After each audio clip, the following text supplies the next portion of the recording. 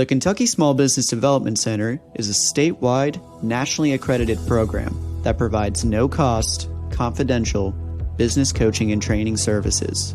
Whether you're just getting started or are ready to expand, we have the tools, resources, and expertise to help you succeed.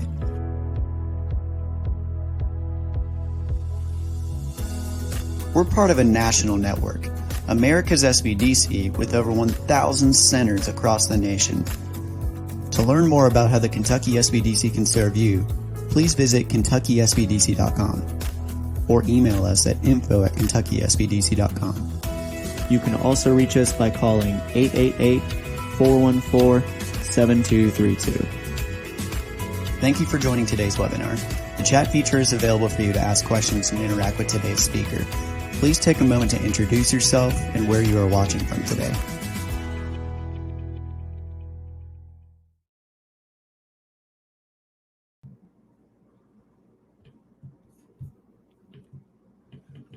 Oops. Well, welcome everybody to another session of the Wednesday webinar. I'm Dave Etkin. I'm the Center Director here at Louisville, Kentucky. I've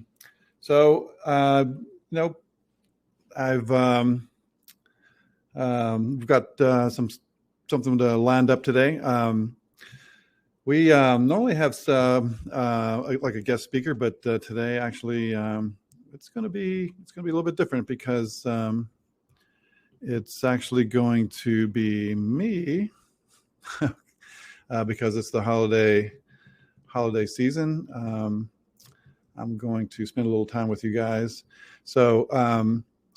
But as always, if you look to the right there, you'll see the chat feature, and they've changed the software here. I used to be able to see how many people have joined, and unfortunately, that little feature went away. So, just kind of wondering if anybody kind of bothered to come in this week. I know that it's a holiday week, and people got stuff going on, and I'd like to see you guys. So.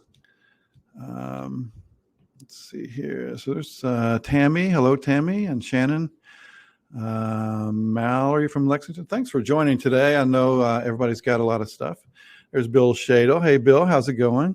You're in Pittsburgh. Awesome. Bill, I hear a lot about you, so thanks for joining today.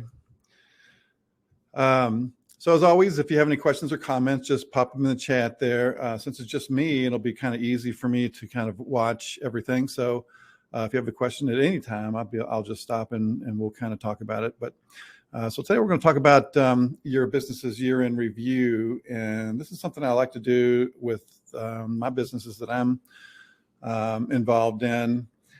Because it's part of the strategic planning process. And this is the time of year where you really should be thinking about the upcoming year and planning your strategy for the upcoming year.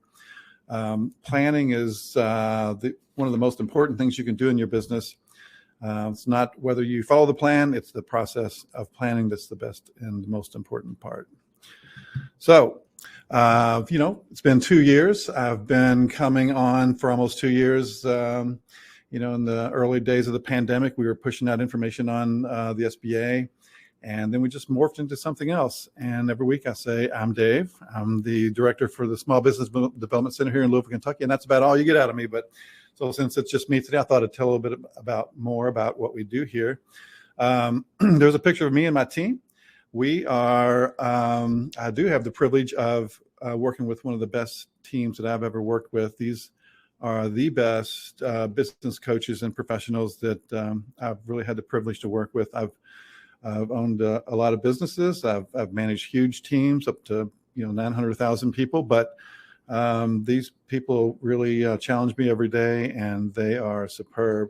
So what I'd like you to do right now is to take out your phone, turn on your camera, and hover over the QR code there. And that's going to take you to our landing page where you can get all our contact info. You can actually schedule a Zoom meeting with any of us or shoot us an email, whatever you need.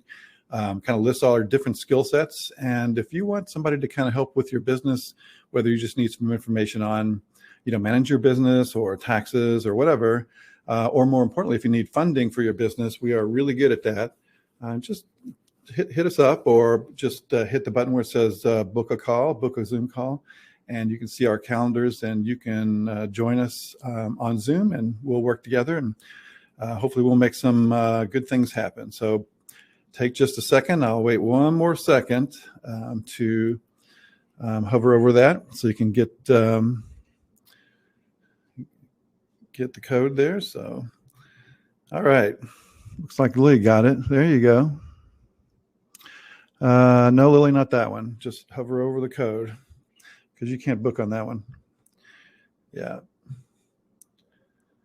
All right. So what are we going to talk about today? I don't really want to talk about strategic planning because that's not what my focus is, but I want to address it a little bit. So I want to talk a little bit about why a strategic plan is important and why you need to do it. But I want you to really focus on the next couple of agenda items, and is why planning is the last thing you do. And then we'll get into the meat of the matter, which is the annual business review, which is, I think, one of the most important parts of your planning process. So why is a strategic plan important?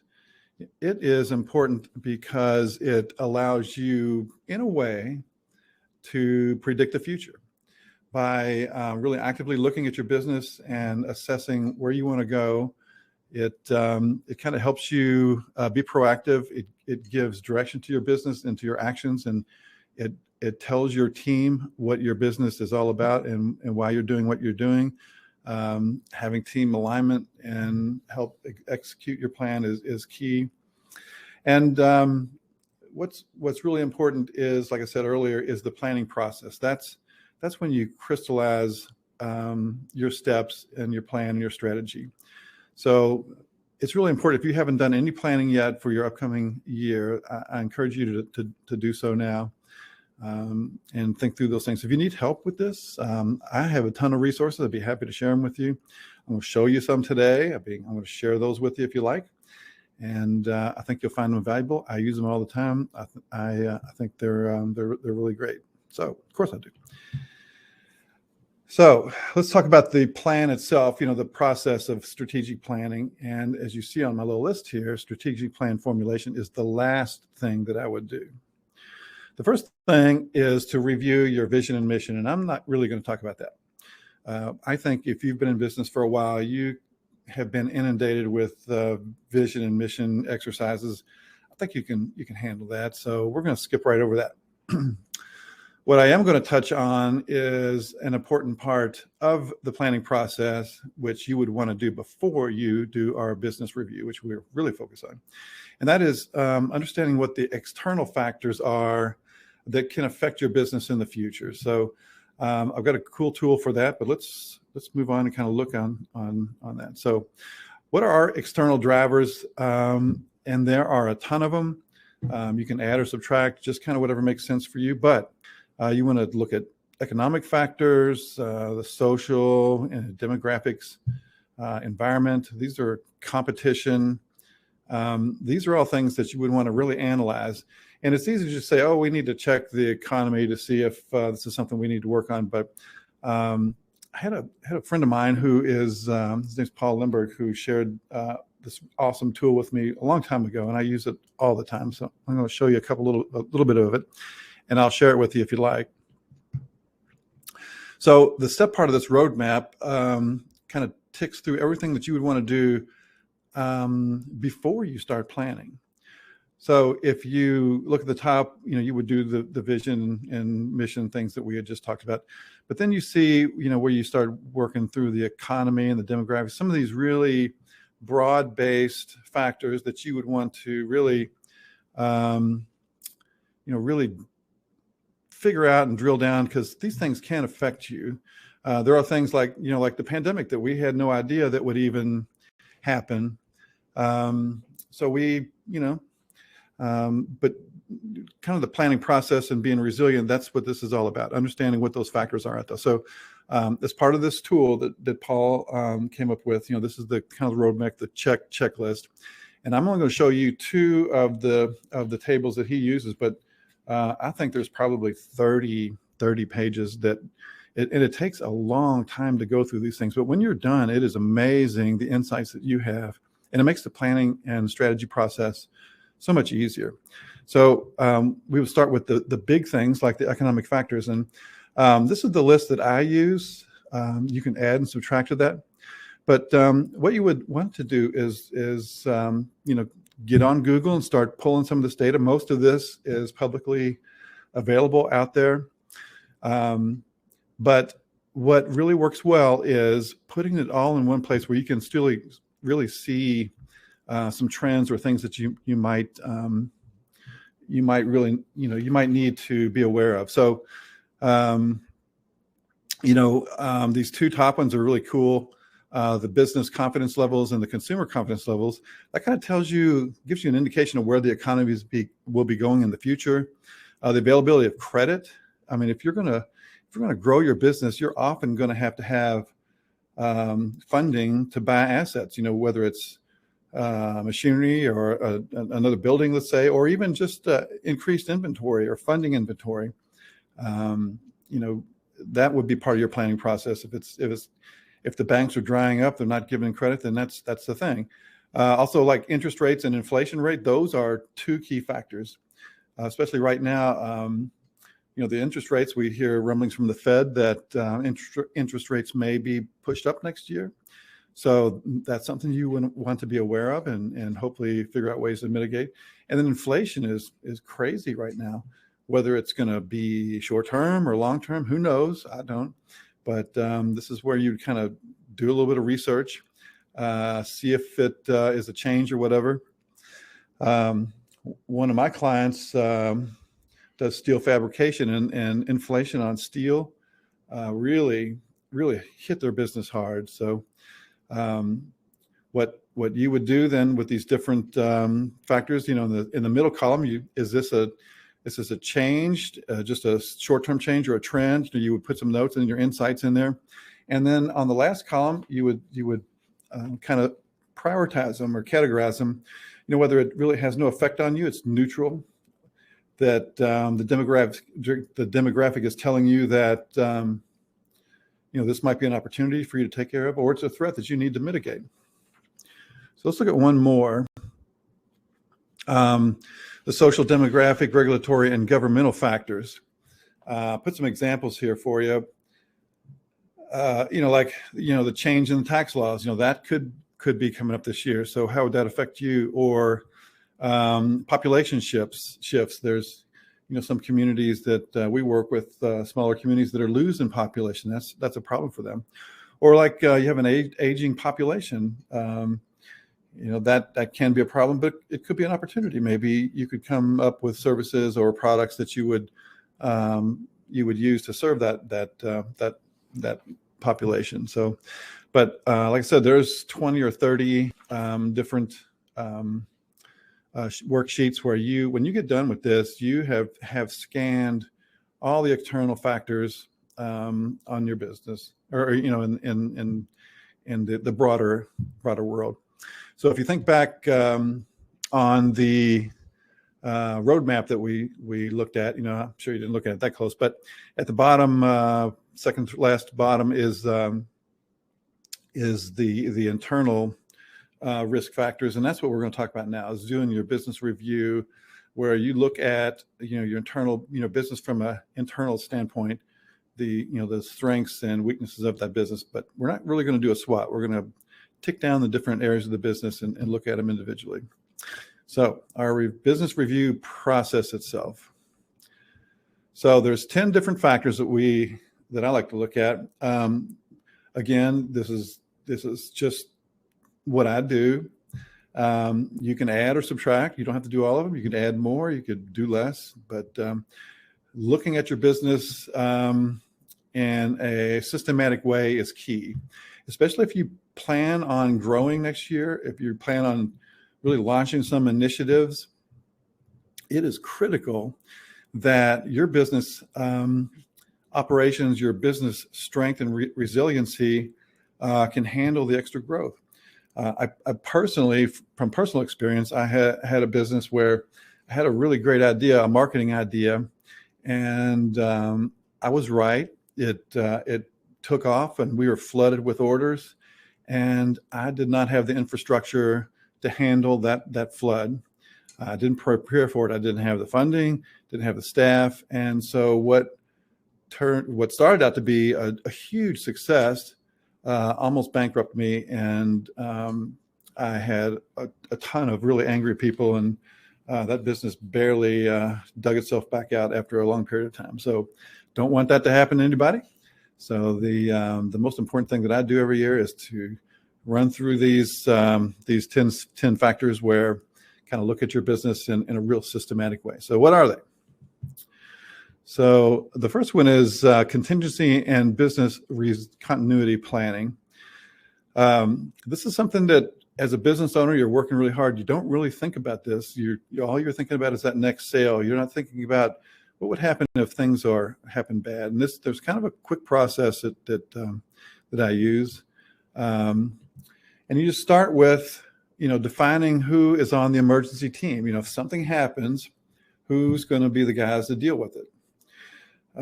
Could be obviously be you, the business owner. It could be some key employees, or it could be people outside of your business. It could be your attorney or your insurance agent, or your spouse, or a trusted mentor advisor. But the most important thing is to define the emergency team, and of course, you would let them know that they're on the emergency team, what they're expected to do, and how they'll do it. Next, you want to identify key risks, and you can't identify all the risks, but there's always going to be a number of them. So, for example, we'll talk about this a little bit later. Cybersecurity risk, or a disaster plan. That's another key risk that you would want a disaster, and you would want to keep an eye on and plan for and list. What if there was a natural disaster like just recently happened with the tornadoes or a flood, things of that nature? Kind of list the disasters, or the risk could happen. There's also a risk of you, the business owner, as well. That's something else that you would want to mitigate. I'm sure you've had people say, well, what would happen to you as the business owner if you were hit by a bus? What if you passed away? Yeah, that's a big risk and needs to be mitigated. But what's more likely to happen is that the business owner is incapacitated for a long period of time for some sort of illness.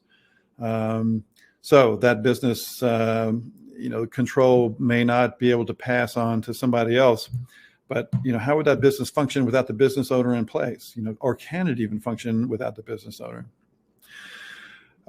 Next, you want to lay out the triggers, the key triggers. So you want to make sure that the emergency team knows what are those factors that happen, the triggers, when they would come into play, so that there's no gray area. So if the business owner, for example, gets sick and he's out for a week, that doesn't mean the emergency team swoops in and takes over. So it has to be specific triggers, so that there's no real gray area there. Another part of contingency and business continuity planning is securing key data. More importantly, from a business owner standpoint, we tend to keep things in our head, which is not good. Again, so if something would happen to the business owner, a lot of key data can be lost, and it would be hard to recover. So things like you would want to take all these items and maybe you put them off site, or maybe you scan and put them in the cloud so that your emergency team can access them. So these would be things like building leases or key contracts with customers. Could be it should be things like the software licenses and the code keys, the unlock keys, admin rights and passwords for key software like accounting software, banking information. Those are all key. This actually happened to me. I had a really great bookkeeper, and she did everything best, did a great job. well, I was being a jerk one day and she got mad and walked out on me and quit. Well, it took about 15 minutes for me to figure out that I did not have the password to the QuickBooks account. So that was quite the mess there for a while. So it's important to have all that data in one place that your emergency team can access. Also make a list of who to inform if something was to happen. So maybe there's a list, you would want a list of your attorney or insurance agent, so that the emergency team, if that person is not on that team, the contact information is there for the team to access what information they need to know, and also the trigger, when they would need to be informed. And also put together a timeline. You would want to kind of lay out how quickly some things need to be done, or maybe some things are done at a later date. But that's what you want to do, is have this plan in writing. You would want to meet with your emergency team, kind of lay it all out, let them understand how all this works, where everything is, and understand and ask questions about the triggers. So this is one of the most important things that you could do. Let's see. Hey, Vanessa. Vanessa is asking about add it to an operating agreement. No, I wouldn't add this to an operating agreement. This is just kind of it's just a plan. It's not part of the legal documents of the business. So, plans can kind of change. It's almost like a standard operating procedure. That's how I look at it. So after contingency and business continuity planning, the next most important thing that you would want to look at is your risk concentration in different areas of your business. And there's 3 key ones. There can be more. Again, these are the ones that I like to look at because they're the most prevalent. Let's check those out. So the first is customer concentration risk. If your business gets about 30 to 40% or more of its revenue from one customer, that is a risk that needs to be mitigated if possible. Just think what would happen if 40% of your business, your revenue, came from one customer, and for whatever reason they decided not to use you anymore, that they went somewhere else, or they went out of business or whatever. That'd be a huge blow to your business, huge. So what I would do each year is run a report where I have the list of all the customers. I would have it sorted by sales from large to small, and then figure out what the percentage is of my total sales for each one. If it is, between 25 and above, 25 and 30 and above, then that's a customer that, no, I don't want to get rid of them, but I want to look at other customers or other ways that I can mitigate the reliance I have on that customer. Some businesses, just by their nature, they rely on one customer. So here in Louisville, we have a Ford plant, and we have 2 Ford plants, and we have a GE plant. And there are businesses that are clustered around these large manufacturing plants, and that is their customer. So almost 100% of their business is relied on that one customer, which in its essence is a huge risk, but that's the nature of their business. So how do you secure from that? Well, that you secure with customer contracts, service contracts, things of that nature, where you try to, keep some sort of continuity with that customer. And I talked a little bit about this, but the concentration on the business owner. If you're a small business, when it's small, relies on the business owner to do everything. That's just the nature of being an entrepreneur in the beginning. But it's important that as you run your business and you hopefully grow your business, be very aware of your role in that business and what you can do to move those tasks and duties out of your hands, so that if something was to happen, nothing would happen to the business. If you think about a company like Walmart, for example, if the senior executive vice president of purchasing suddenly drops dead from a heart attack, what happens to the business? Well, nothing happens to the business. It's a sad event, but nothing happens to the business. Processes go on. So it's pretty easy these days, even for a smallest business, to outsource a ton of your tasks.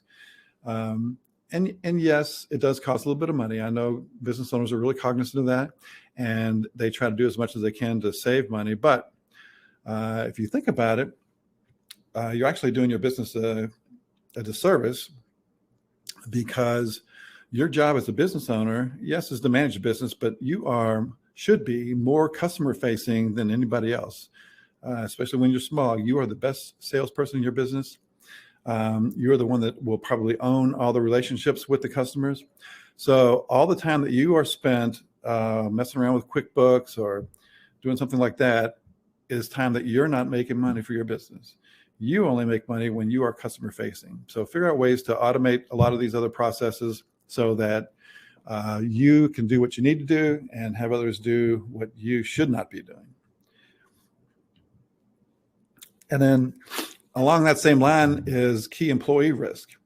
So if you have for example, a salesperson that has all the customer relationships and is, has about 60-70% of your revenue or sales, there's a risk there. So that's something that needs to be taken care of. Maybe you need to have an employment contract with that employee, or you need to train up other people if that's what you're doing. But take a look at your key employees, see how you can mitigate that and kind of lock things in, make sure that your business is not so dependent on that person. I don't know if anyone has read John Warrillow's books, but they're awesome. And he likes to describe this structure as the Switzerland structure, where you're kind of neutral on anything, so that if any one thing kind of went wrong, that, everything's just kind of cool, just kind of goes on its own. So the next is the leadership review. So if you have managers under you, kind of a leadership team, now's the time to kind of review their performance as well, one-on-one with them, but also take a look at their performance in other than just how they're doing. It's so important right now to have really good company culture. And sometimes a high performing leader or manager is actually toxic to your business. I've had this happen just recently as well. And so it's been really on my radar that what seems like a great employee that really adds a lot to the business, and you're not sure how you get along without them. Once they're gone, the culture improves, productivity improves. It's just amazing. So when you look at your leaders and your managers and the rest of your team, really keep in mind about the culture. Another risk that you would want to mitigate and look at and analyze is suppliers and logistics. So, tons of businesses that relied on one or two manufacturers in China, which was easy to get products and services from them, pre-pandemic. Now it's a super challenge.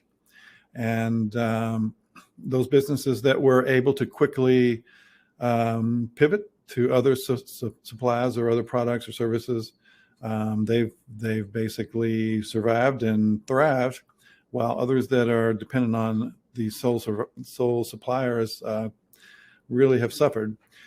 So if most of your products come from a single supplier, now's the time to see if you can't diversify that quite a bit, if you can. You would also want to review your human resources policies and procedures. I have a great review checklist. I don't know if there's any HR professionals out there today. If you are, say hello and share your contact info with everybody. But it's really key to have a good HR review that you can make sure that you are compliant with all the forms that you're federally and state mandated, like your I-9 forms, your labor posters, things of that nature. But also, more importantly, to put together things that you should have that will actually make your business run better. the job descriptions, your employee handbook, and standard operating procedures. When people complain about it's tough managing people, and it's people are hard to work with. Generally, it's because you don't have a standard operating procedure, and you end up treating one employee differently than the other, and that really can cause some problems. I use HR professionals all the time to help with these policies, and also help mitigate some of the problems like that, the culture problems. So I don't see anybody popping in yet, but if you need some recommendations, you can also hit me up. I'd be happy to share with some folks that I think are awesome.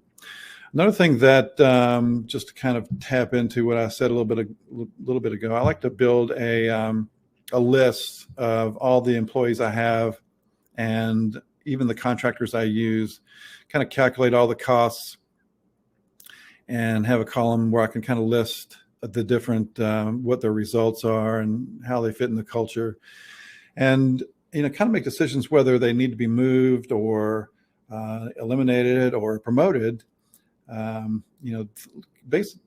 Really having a systematic way to look at folks and think about, how do you improve your culture and your productivity is kind of key. And that's what an HR review is.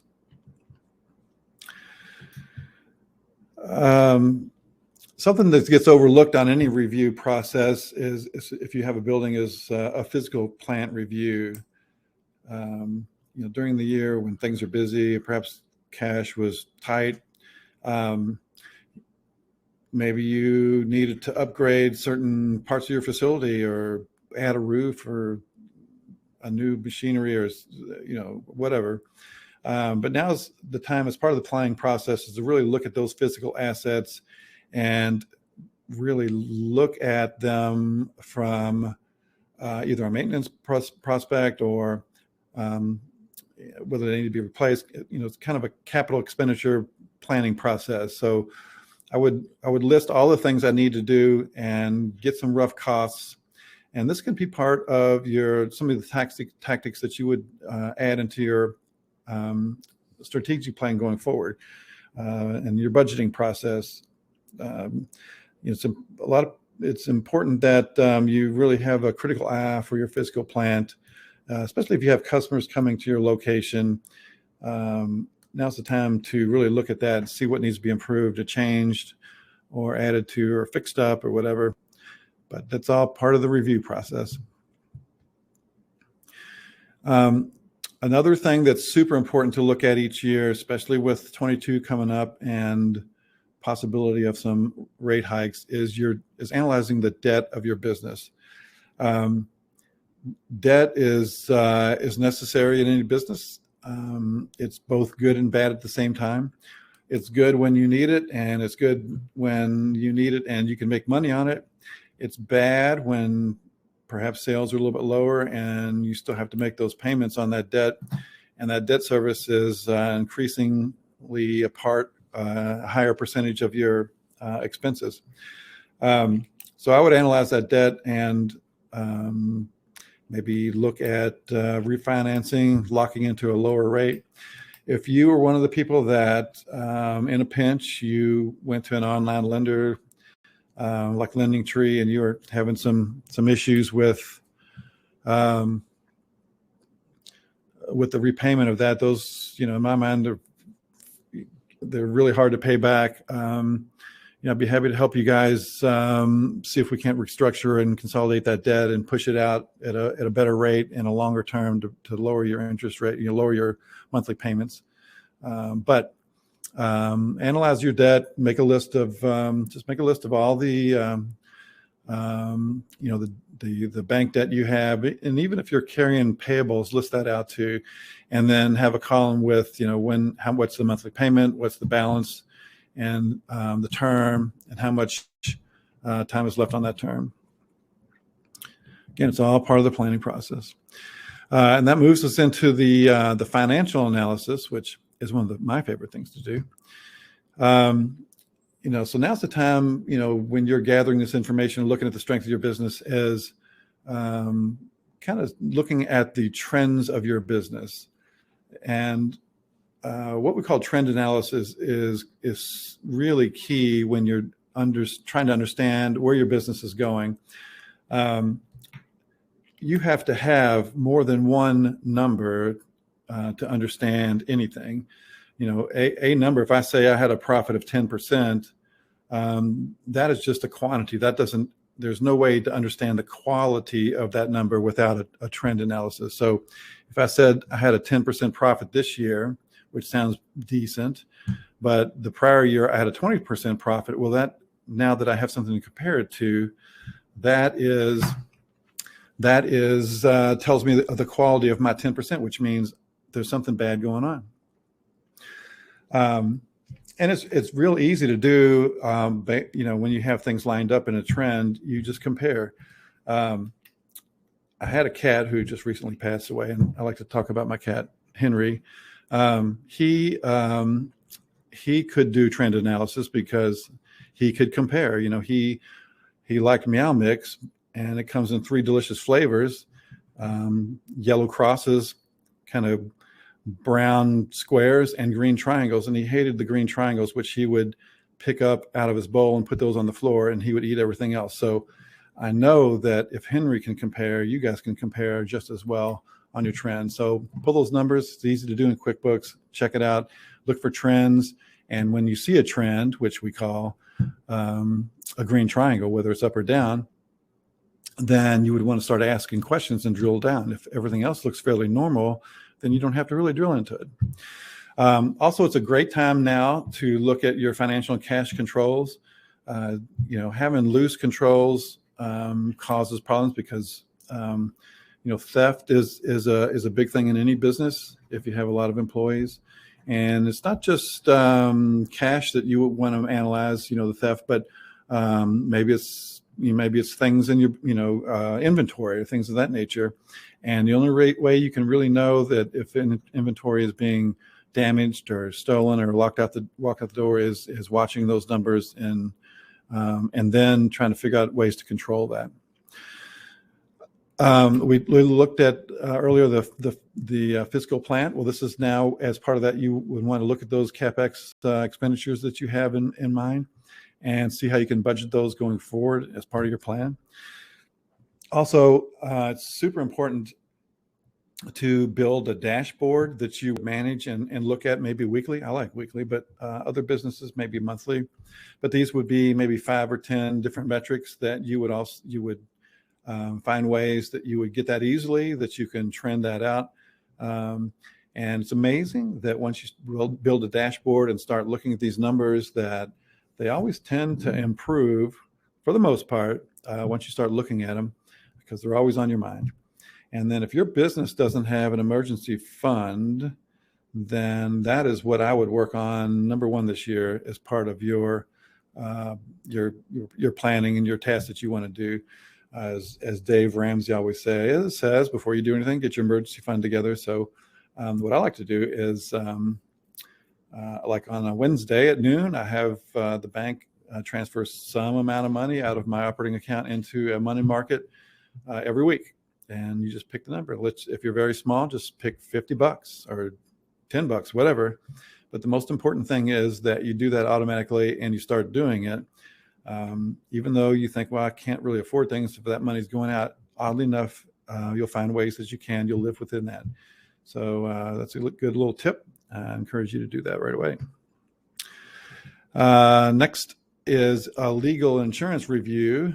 That is probably another top one that really needs to be worked on if you haven't done this already. But step one is if you have any leases, if you're leasing a business, leasing a location, or if you have leases for equipment or vehicles or things of that nature, I would start a list where you can almost put these things on a calendar and when things are due or going to expire. So especially like a building lease, and if you have options, you want to make sure that you are within the period where you would give notice to make your decision whether you're going to go forward or not. Or if you don't, then you would have enough time that you can begin the negotiation process with your landlord. And if you are unsuccessful and you don't want to stay in that location again, you have ample time to move to another location or do whatever you need to do. Same with suppliers or customer contracts. Make sure that you're not surprised by any of that. And you'd want to maybe look at them on an annual basis, see if they need to be updated, with price increases on customer contracts, or maybe you have some contract with suppliers and now it's time to go out for bid and you want to put an RFP out. If you have trademarks, copyrights, or service marks, they do expire. You would want to make sure you know when those dates are, and maybe do a Google scan to make sure no one's infringing on those things. And then insurance is key, and it's one of those things that we often just put on auto pay and forget about. But every year, things happen in your business where insurance needs to be updated or changed. For example, maybe you were insuring a vehicle and then you sold it. I mean, this actually happened to me too. Sold a vehicle and never told my insurance company I was paying insurance on a car I didn't even own for a number of years until I figured that out. But it's so it's important to do that. So maybe also your business, or you own a building, and with real estate prices going up, so now you're underinsured. You need to redo your insurance to cover the new value of your business, the new replacement value, and because construction costs are so high. You can also look at your deductibles. Deductibles affect your monthly premium, so you may want to self-insure sort of. So if you have an emergency fund, you can set aside enough money in your emergency fund to fund that deductible, sort of self-insure. So if you have a deductible, let's say you push it up to $10,000 or $20,000, you would have that amount of money set aside to cover the smaller claims that you would normally put in, send to your insurance company. So really you're self-insuring for the small things, but you are saving yourself money on the larger things through lower premiums. And then lastly, we have tech and cybersecurity, which if you haven't, unless you've lived under a rock, you have seen that this is top of mind in any business now. And cyber criminals are targeting small businesses now. They're just not going after the giant companies and the hospitals and schools. They're just going after people like you and me. The SBA says that 60% of small businesses that come under cyber attack will not survive. They can't recover from that. So it's important that you're prepared for this. So make sure that your antivirus is up to date. Make sure if you have more than one computer in your business, if you have other folks that use them, make sure you have a password policy. Train your employees on what to do. Here we have we have a service that tests. They send fake emails and try to do phishing, and even it's just the IT company trying to get somebody to click on it. And if you do, well, then you need to be retrained. Make sure all your operating systems are up to date. And also, it's good to have a plan. What would happen if you were attacked? If somebody locked down your computers on ransomware or any of those things. So, you also may want to get cyber insurance. That is super important these days. If you're not tech savvy, which some people are and most people aren't, I certainly would hire a company to come in and take a look at everything and help monitor that. It's not that expensive. There's a ton of them around. If you need some recommendations, I'd be happy to do that. And so that's it. Those are my 10 things. I'm sure you can think of a couple more, but the most important is, whether you have 10 or 20 or 2 or 1 or 5, is that you systematically and regularly look through these things, understanding them, and try to mitigate them. I also like to kind of grade myself. That tells me how I'm doing. And so I use this metric. I use an even number instead of an odd number. So if you have an odd number, you got one in the middle, which says neutral, which, that's kind of non-committal. I want to be committal. So it's either a 3 or a 4. It's either good or bad. Have to pick one. And then I plot them on a scatter chart like this. So here's one I just did recently. And you can see the score was 31, which might not be too bad. So the idea is to cover your radar chart as much as possible. And so it's decently covered. Could be better, but decently. And again, 31 is a number. It's a quantity. Doesn't tell me the quality. So I add another column here with the highest number, which is the 6, to give me a total perfect score, which means I'm about halfway there. Have about a 52% risk mitigation rate. So that tells me where I need to work harder. So in this example, I would look at this emergency fund a bit, work on that. So you can see it kind of gives you some direction. It prioritizes where you want to go with this. So again, this is we're not doing taxes, we're not doing accounting. We're just trying to make decisions and doing them in a systematic way. So what is the benefits of everything we've just done now? What we've done is we've looked at external factors. We've looked at our business. What we've done is given us as leaders and our teams maybe a really good foundation for where we're at and what our capabilities are. And through all that, you will come up with a ton of ideas for the future. You will come up with a ton of ideas to improve the operations of your business, all in the planning and the data collection process. So the biggest thing that I found doing this process and really being cognizant of it is that my business is way easier to manage by doing these things on a regular basis. So I encourage you to do them as well. So again, that's the end of what I have today. So if you have any questions, I'd be happy to talk to you guys and answer anything that I have, share anything I have. Again, if you would just hover right over that QR code, you'll get my contact info and everybody else's. You can shoot me an email. You can schedule a call with me. If you shoot me an email and say, I'd like to have some of these tools and things, be happy to share them. I do have this little workbook that has all the 10 processes in it, and it has a little place where you can kind of think through your tactics and keep track of some of the things that you need to keep track of. Be happy to share that as well. So just kind of pop those in the chat. We can talk about things like that. So Cheyenne says, what about the recording? Why, yes, Cheyenne. We will send you this recording and the slides towards the end of the day today.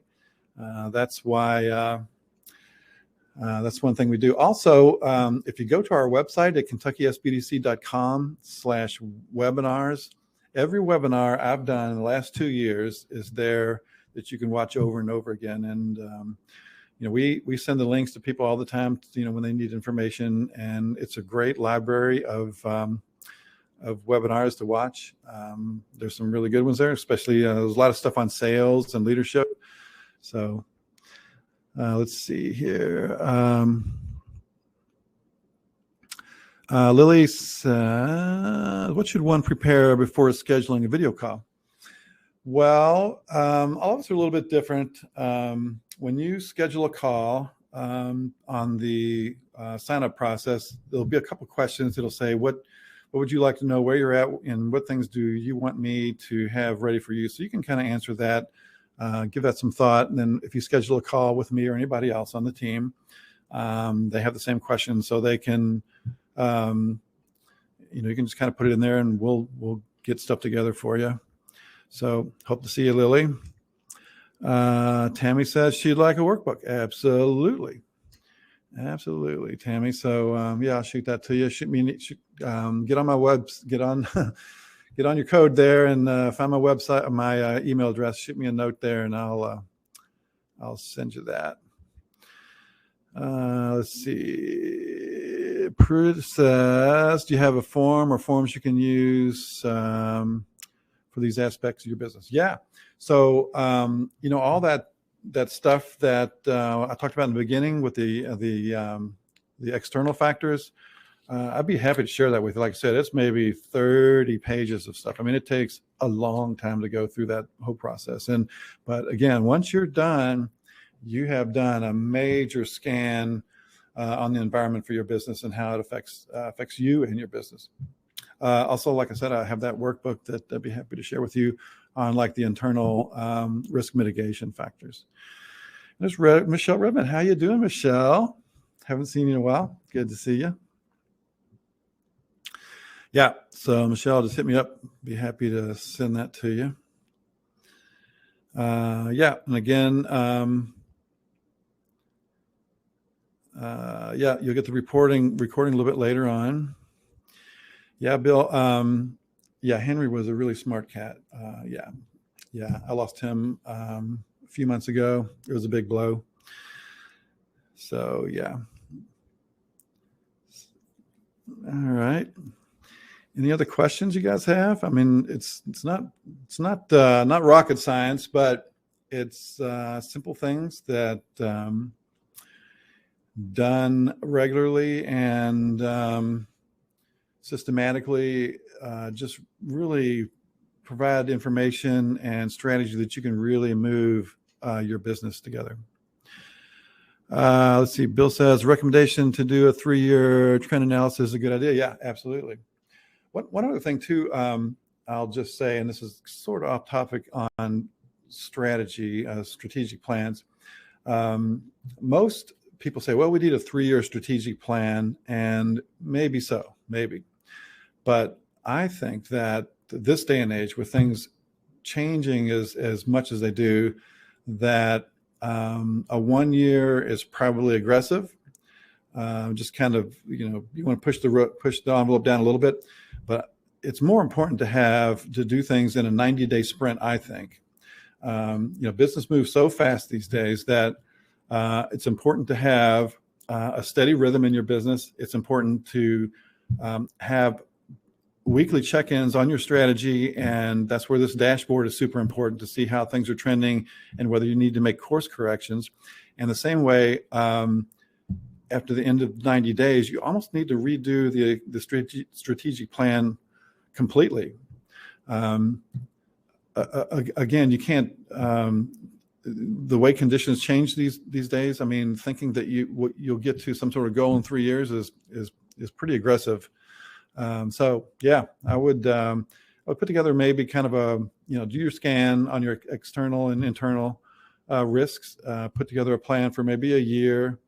Again, you could do 3 years if you want to kind of really think far out, but make sure you chunk your year out in 90-day sprints and execute in that fashion. Okay. Anything else out there? Yeah, Tammy, the 90-day sprint is awesome. Yeah, I use that with my team all the time. And yeah, it's a lot of work, but and some, often you think we're going to accomplish these things in our 90-day sprint, and you don't. Fine, just kick it into the next 90 days and move forward. But chunking things out in smaller chunks, weekly check-ins, and then the 90-day redo. I mean, that's key. Anything else out there? Well, I hope you guys enjoyed me today. It's my first time talking to you guys about anything, even though I'm here every week. So it's been fun. I'm glad you guys were engaged. So yeah, jump on the QR code, and hope to see you guys soon. I hope everybody has a happy holiday, and we'll see you next year. So take care, everybody. See you in January. Thank you for joining today's webinar. At the Kentucky SBDC, we know small businesses are the heart of our economy. That's why our goal is to help business owners start, grow, and succeed in Kentucky. Find out more about how our no-cost business coaching, training, and resources can help your business. Visit us at KentuckySBDC.com.